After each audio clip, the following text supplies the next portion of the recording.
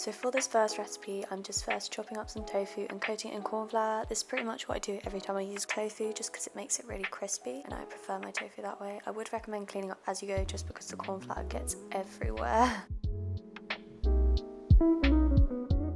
I like to prepare everything before I start cooking, so here I'm just chopping up some veg. You can literally use whatever you want. I ended up using all greens just because it was what was left in the fridge. I think my flatmates had gone away at this point and they'd left stuff in the fridge for me to eat, so I was just sort of using everything up. And I like to steam my veg just before I fry it, just because I prefer it that way. If you're interested in saving food waste, then I would definitely recommend keeping all your veg scraps in a freezer bag and put them in the freezer, and then when you've got enough you can make up a big veg stock which you can use for a ramen base. Another little tip is that you can actually use the green bits of a green onion and the coriander stems. You don't really need to throw them away, you can just chuck them in. Here I'm just chopping up some ginger and garlic as well.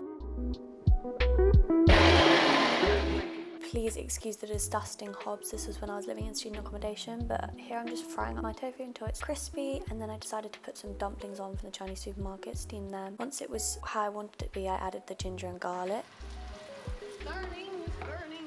Then I just added my sauce, so here I was using teriyaki, soy sauce, sriracha and a bit of sugar and some lime, but you can literally use whatever you want.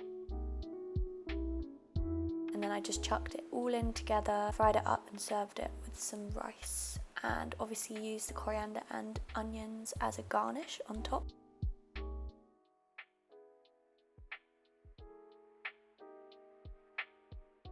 Also, please excuse my appearance, I'm pretty sure this week I was so ill, I was just not vibing. So for the next recipe, I'm just chopping up and peeling some sweet potato, and then I'm coating it in oil, paprika and salt and pepper.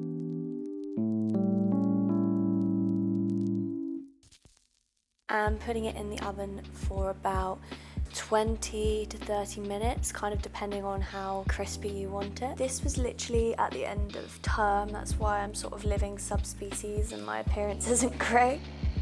I used my food cutter thingy to chop up some onion and put some salt in there and sauteed them for about 5 to 6 minutes. Then I chopped up coriander stem and garlic and added that in with the pan and cooked it for about 30 seconds to a minute. And then I added my spices, you can add whatever you want, and then tomato puree. Fuck it! Chopped tomatoes, coconut milk, and I also always add a bit of boiling water to the bottom of the cans just to get the last bits out. Then the chickpeas and the freshly washed spinach, and just mixing it all in and let it simmer whilst you cook your rice. Forgot to mention you also obviously add the cooked sweet potato. The longer you cook it, the more flavour is going to come out. Then I topped it with some coriander, and that was it. Let's not talk about the curry all the way down the side of the bowl. I don't know how people present their food nicely. I'm literally the messiest cook. My flatmates and my parents will both tell you that. Also, excuse my appearance. As I said, this is the end of term. I was literally living subspecies. So for the final recipe, I'm using some Richmond veggie sausages. You can use whichever ones you want, but these are my favourite veggie sausages, would highly recommend. And then chop up some mushrooms, cherry tomatoes and garlic. And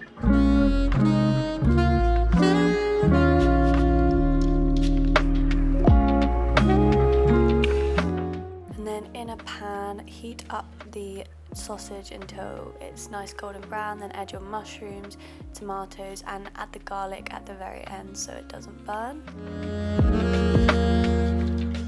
Obviously, whilst you're doing that, you'd need to cook some pasta, then add some cheese and some freshly washed spinach and mix it all together.